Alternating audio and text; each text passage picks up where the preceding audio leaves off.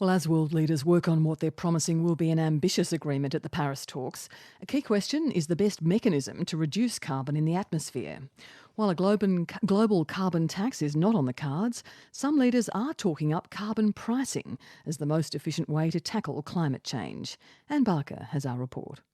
It seems logical that restricting global warming to just 2 degrees would mean cutting global carbon emissions. And one way to achieve that is a carbon tax that imposes a price on emissions for big polluting nations and companies, in turn forcing them to switch to cleaner, renewable energies. And yet the UN itself admits carbon pricing will be given only short shrift at this week's climate talks in Paris. But it hasn't stopped some delegates trying to put the issue on the agenda, among them France and Germany. Carbon pricing is an essential tool for all economic players to change their behaviour, said France's President François Hollande.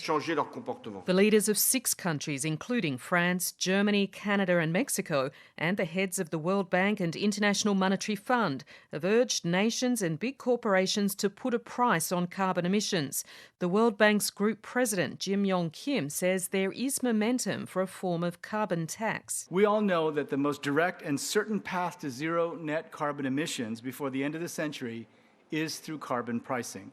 Carbon pricing is critical for reducing emissions, preserving our environment, and protecting the most vulnerable. The goal would include penalties for heavy carbon dioxide emitters like coal plants, as well as measures to encourage investment in green technologies.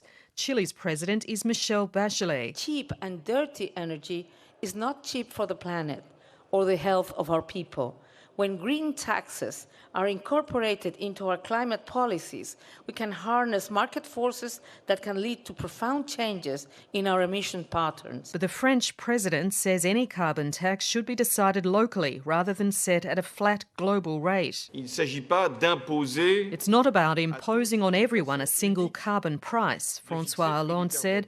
We're realistic. We're not going to set a unique price for carbon anywhere in the world. What we want to promote is the setting up of instruments that will gradually modify the behaviour of economic agents thanks to carbon pricing. In a separate plan, European and Nordic countries have pledged hundreds of millions of dollars to help emerging nations switch to renewable energy by paying for carbon emission cuts in large-scale industries such as transport and energy. But it's likely to meet considerable resistance. China's President Xi Jinping, while supporting the broad goals of a climate change deal, says poor nations shouldn't have to sacrifice economic growth. We should create a future of win-win cooperation with each country making contribution to the best of its abilities.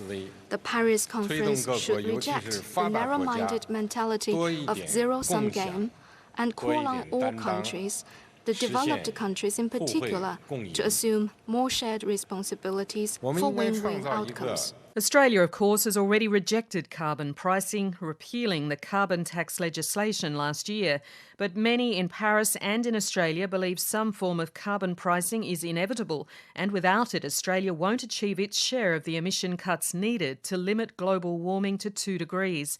The Secretary-General of the OECD, which represents developed nations, José Angel Gurria, says it's via such a tax that industry will make the right decisions to find substitutes for carbon in the longer term. The price has to do not just with penalising the enemy. We know that the enemy is carbon, but it's also because it will allow for the investors to make their own investment decisions to substitute for carbon on the medium and long term. That's the OECD Secretary-General, José Angel Gurria, ending that report by Anne Barker.